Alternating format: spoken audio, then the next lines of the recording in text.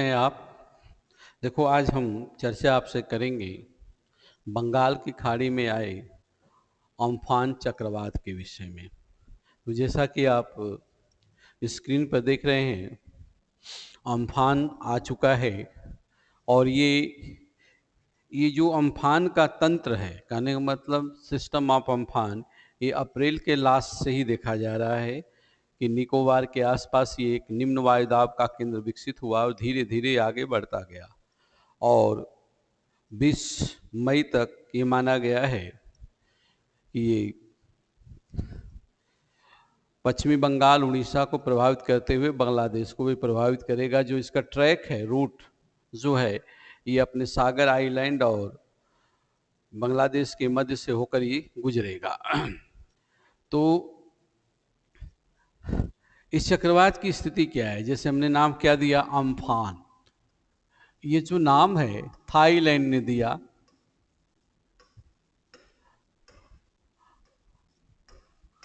Amphan. तो ये जो नामकरण की पुरानी पद्धति थी, जिसमें 8 देश सम्मिलित थे, 8 नाम देते थे, 64 यानी 64 नाम वो देते थे। उस लिस्ट का अंतिम नाम है। इसके बाद जो नई लिस्ट प्रोवाइड कराई गई, ये 13 देशों के द्वारा 13 नाम दिए गए हैं, वहाँ से शुरुआत हो जाएगी। तो यह एक उष्णकटिबंधीय चक्रवात है।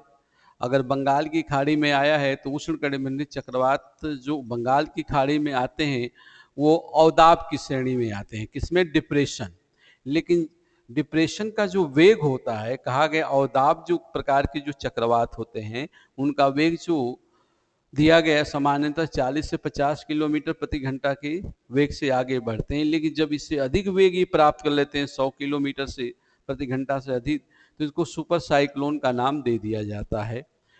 तो जहाँ तक इसकी वेग की बात है, तो कहा गया कि 200 किलोमीटर प्रति घंटा का वेग प्राप्त कर सकता है। लेकिन अभी अभी जो सूचना मिली है कि 185 किलोमीटर प्रति घंटा तक जा सकता है। तो ये सुपर साइक्लोन है।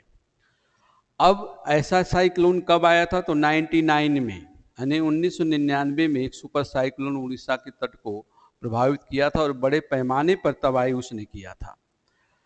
तो ये चक्रवात कैसे गुजर रहा है उसके विषय में भी ट्रैक भी आपको मैं दिखा दूंगा, लेकिन उससे पहले सामान्य नॉलेज जो दिया जाएगा, सामान्य जानकारी आपको दी जाएगी कि वास्तव में चक्रवात होते क्या है, इसको कैसे हम परिभाषित करें। तो ये वायुमंडलीय जो परिसंचरण होता है उसमें, उसके कारण ये होने वाली एक अद्भुत परिघटना है जो वैश्विक स्तर पर अक्सर ही देखी जाती है। तो वास्तव में ये होता क्या है? तो वास्तव में जो चक्रवात होते हैं निम्न वायुदाब के केंद्र होते हैं। अगर इसको हम व्यवस्थित तरह से परिभाषित करें तो चक्रवात एक विशिष्ट चक्रीय वायु संचार प्रणाली होते हैं। चक्रीय वायु संचार प्रणाली होते हैं जिसके केंद्र में निम्न वायुदाब होता है तथा परिधि पर उच्च वायुदाब होता है, और इन दोनों के मध्य, केंद्र और परिधि के मध्य वायुदाब प्रवणता विकसित होती है, जिसके परिणाम स्वरूप परिधि हवाएं तीव्रता से केंद्र की ओर जाती हैं और उसको धकेलते हुए आगे की तरफ चलती हैं। और टक्कर के बाद जब उसमें संचार में की हवाएं जो हैं ऊपर की तरफ जाती हैं तंत्र की, तो भौतिक परिवर्तन होता है। बेसिकली एडियाबेटिक टेम्परेचर चेंज तीव्रता से होता है, रुद्धोष्ण तापमान परिवर्तन, और अनेक प्रकार के बादल निर्मित होते हैं। क्योंकि जब हवाएं ऊपर जाती हैं तो शीतल होती हैं तो सापेक्षिक आर्द्रता क्या होती है? तीव्रता से बढ़ जाती है। तो समान रूप से अगर चक्रवातों की हम बात करें तो जो चक्रवात है, जैसे मान लो कि यहाँ पर निम्न वायुदाब केंद्र है तो इसके चारों तरफ समदाब रेखाएं विकसित होती चली जाती हैं और केंद्र से ऊपर, केंद्र से बाहर की तरफ जाते हुए क्रमशः वायुदाब बढ़ता जाता है। मान लिया ये यहाँ तक है, तो यहाँ पर क्या हुआ? लो प्रेशर हुआ और चार परिधि की तरफ क्या हो जाता है? High pressure. कहने का मतलब कि यहाँ पर क्या है? हाई प्रेशर है। इधर इधर ये हाई प्रेशर है, मान लो परिधि। तो परिधि से हवाएं तीव्रता से केंद्र की ओर जाती हैं और ये चक्रीय संचार तंत्र का क्या होता है? विकास होता है। अब इनकी दिशा की अगर हम बात करें, सामान्य रूप से दिशा, तो जैसे मान लिया गया कि ये नॉर्थ हेमिस्फीयर है यानी उत्तरी गोलार्ध है और ये साउथ हेमिस्फीयर है, साउदर्न कहने के बाद दक्षिणी गोलार्ध। तो उत्तरी गोलार्ध में इनकी दिशा एंटी क्लॉकवाइज होती, ऐसे चलेंगे। जैसे आप देखो ऐसे घूमते हुए जा रहा है, घड़ी के विपरीत सुई, माने घड़ी की सुई की विपरीत दिशा में, एंटी क्लॉकवाइज। और जबकि इधर जाएगा तो क्लॉकवाइज। कहने का मतलब दक्षिणी गोलार्ध में क्लॉकवाइज होता है। अगर हम अम्फन को भी छोड़ देते हैं, सामान्य चक्रवात के ऊपर हम आते हैं, तो सामान्य स्थिति ये आ जाती है कि अगर वैश्विक स्तर पर हम देखते हैं क्षेत्रीय आधार पर, तो जो चक्रवात विकसित होते हैं क्षेत्र के आधार पर दो भागों में हम बांट देते हैं। शीतोष्ण कटिबंधीय चक्रवात, कहने का मतलब टेम्परेट साइक्लोन, क्या ले लेंगे, टेम्परेट साइक्लोन।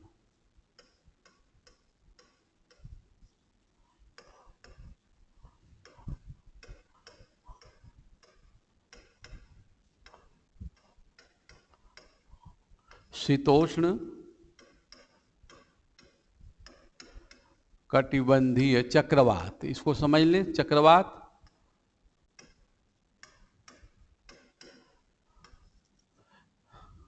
नंबर 1। और नंबर 2 हम लेंगे उष्ण कटिबंधीय यानी ट्रॉपिकल साइक्लोन। ट्रॉपिकल साइक्लोन कहने का मतलब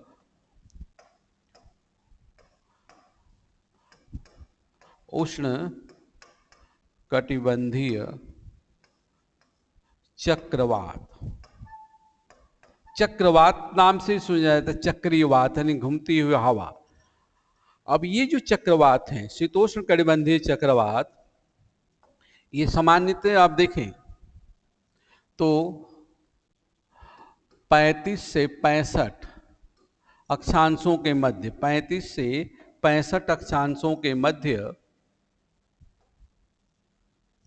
ये महाद्वीप और महासागरों के संगम पर विकसित हो जाते हैं और पश्चिमा पवन के प्रभाव में आकर ये पश्चिम से पूरब की ओर चलते हैं। और ये सामान्य प्रकार के वर्ष भर विकसित होते हैं, चूंकि वाताग्र के सहारे ये विकसित होते हैं, तो वर्ष भर वाताग्र इन क्षेत्रों में, जिसको पश्चिमी यूरोप तुल्य जलवायु जानते हैं, तो उसमें विकसित होते हैं और चलते रहते हैं। जहाँ इनके परिधि, कहने का मतलब ये अगर ले लिया जाए, ये केंद्र है और परिधि है, तो इनके बीच जो वायुदाब प्रवणता होती है, जिस बैरोमेट्रिक स्लोप कहते हैं, ये वायुदाब प्रवणता जो होती है सामान्यतः 10 से 20 मिलीबार की होती है। कितना, 10 से 20 मिलीबार की, लेकिन कभी कभी ये 35 मिलीबार तक चले जाते हैं। जब ये सिचुएशन होती है तो लगभग ये 32 किलोमीटर प्रति घंटा के चाल से आगे बढ़ते। जब ये स्थिति हो जाती है तो 60 से इस पर 64-65 किलोमीटर प्रति घंटा से ये आगे बढ़ते हैं और सामान्य रूप से बारिश करते हैं। इनको समझाने के लिए, चूंकि इसमें बहुत ज़्यादा क्या है, एक तरह से समानता होती है, तो समझाने के लिए पोलर फ्रंट थियरी दी जा चुकी है, यानी ध्रुवीय वाताग्र सिद्धांत, जो रेगुलर क्लासेज होगी उसमें मैं बताऊंगा। तो ये आज जो है अम्फन है, एक उष्ण कटिबंधीय चक्रवात है। तो उष्ण कटिबंधीय जो चक्रवात है, उष्ण कटिबंधीय क्षेत्रों में सामान्यतः सागर की सतह पर विकसित होते हैं। कहाँ विकसित होते हैं, सागर की सतह पर। अब ये चक्रवात जो है, कुछ चक्रवात इसमें उष्ण कटिबंध में महाद्वीपीय भाग यानी स्थलीय भाग पर विकसित होते हैं, जैसे टॉर्नेडो। तो चूंकि ये छोटे होते हैं, अत्यधिक प्रचंड होते हैं, तो इनकी तीव्रता के आधार पर इनको दो भागों में क्या किया गया, बांट दिया गया। तो ये आपको समझ में आई, समान रूप से बता दिया कि जो टेम्परेट साइक्लोन है ये मध्य अक्षांशीय क्षेत्रों में है, पश्चिम से पूरब की ओर चलते हैं, उन क्षेत्रों को प्रभावित करते हैं। अब जहां तक इसकी बात है, इसको हम लेंगे।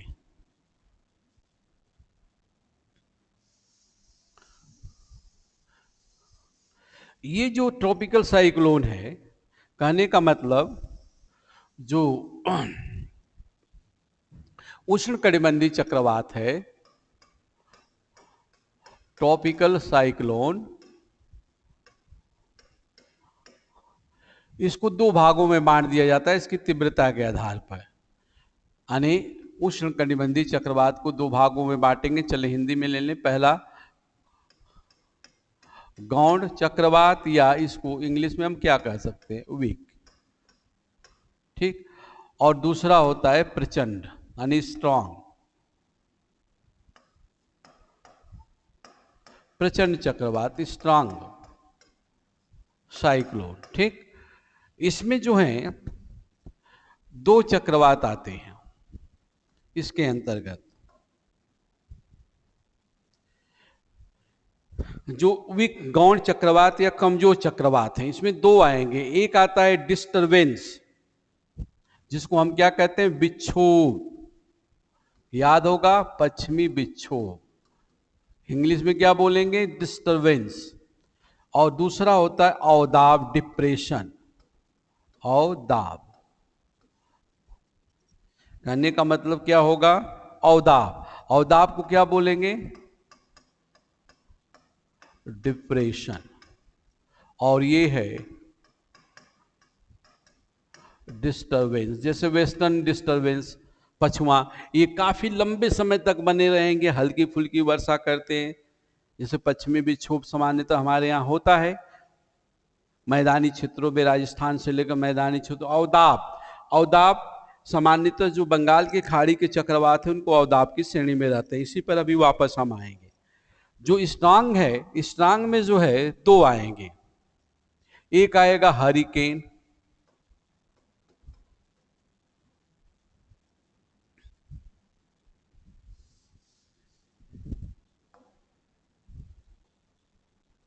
क्या आएगा, नंबर 1 हरिकेन।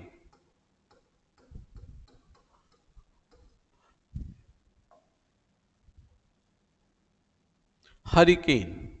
और दूसरा आएगा टोर्नेडो।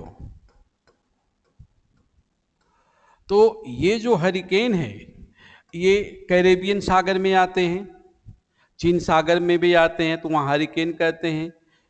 कैरेबियन सागर वालों को, जो कहने का मतलब जो चीन के आसपास आता है उसको टाइफून कहते हैं।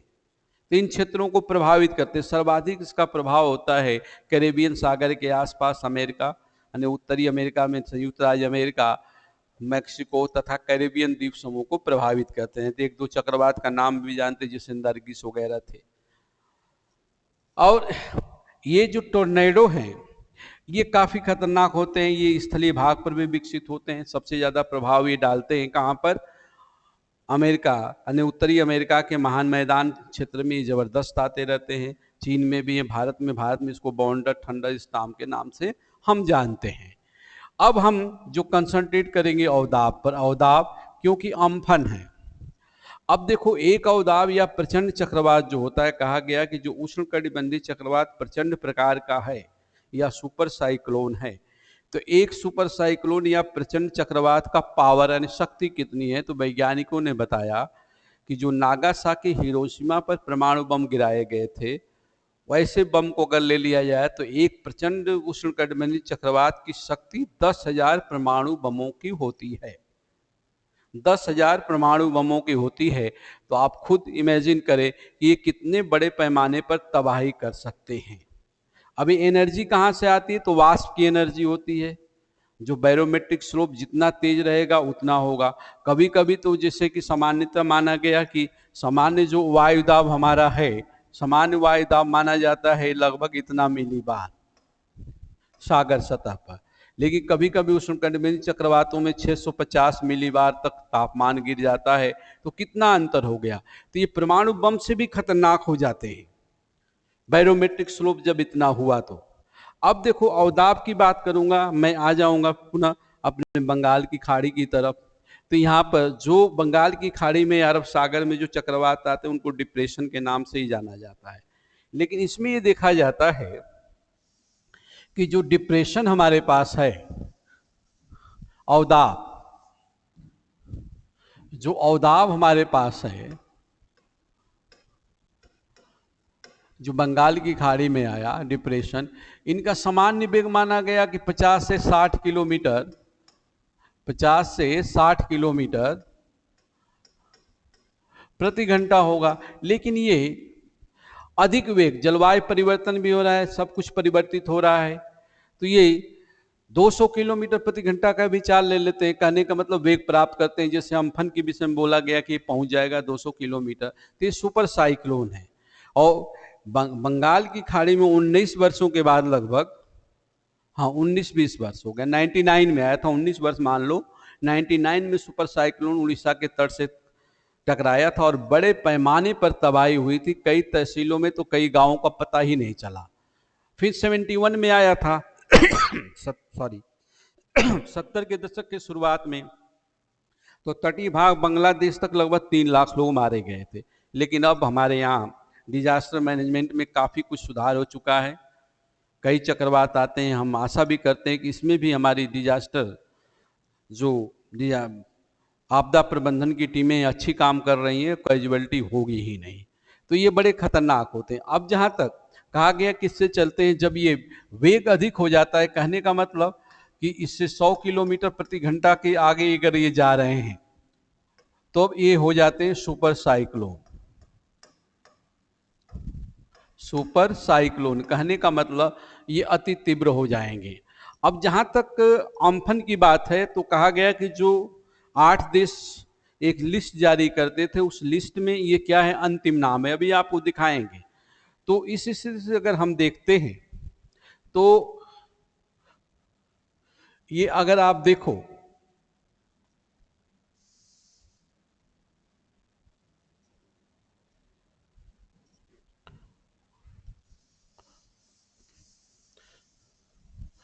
तो स्थिति हमारी ये है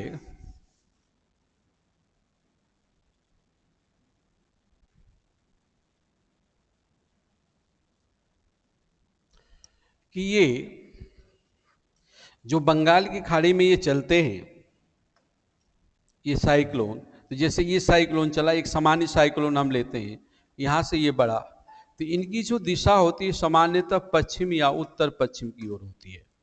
सामान्यतः पश्चिम या उत्तर पश्चिम की ओर होती है। अगर ऑस्ट्रेलियाई सागर में तो पश्चिम की ओर होगी। अम्फन जो है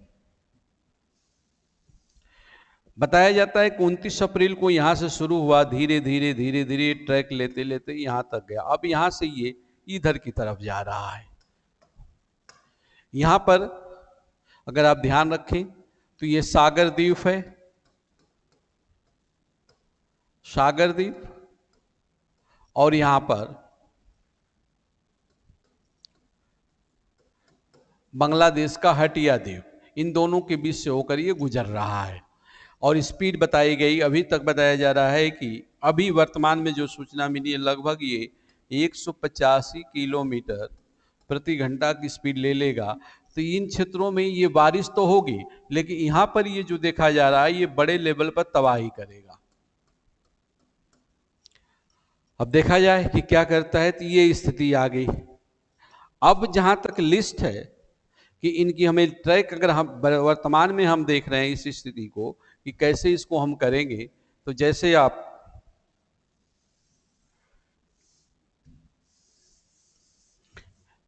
जो प्राप्त हुआ हमें ये जो मैप आपको दिखाई दे रहा है कि ये इसका ट्रैक जो सैटेलाइट से लिया गया, ये देखो आप जैसे वहां बताया गया उसी तरह से ये जा रहा है। यहां से आया, अब यहां से ट्रैक चेंज किया तो सागर आइलैंड और हटिया द्वीप के बीच से होकर गुजरेगा और इधर जाएगा। अभी कुछ सूचना आ रही है कि शायद ये कमजोर हो जाए, भगवान करे कमजोर हो जाए तो तबाही थोड़ी क्या हो जाएगी, कम हो जाएगी। तो एक तो ये स्थिति हमें दिखाई दे रही है। ठीक, अब जो नामकरण किया गया इसका, जैसे जो क्वेश्चन आपके पास आएंगे तो जो नामकरण किया गया, जैसे पुराना नाम है, देखो ये पुराना नामकरण किया गया। आपको जो लिस्ट थी ये आपको दिख रही होगी। देश कौन के, दो भाग में दिया गया, बांग्लादेश, इंडिया, मालदीव, म्यांमार, ये सब आपको दिख रहे हैं।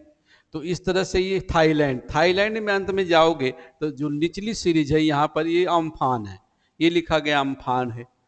तो अभी तक ये है। इसके बाद नई सीरीज आएगी जिसमें 13 देश सम्मिलित हो जाएंगे। कौन कौन से देश सम्मिलित हो जाएंगे वो आपको हम अभी दिखा रहे हैं।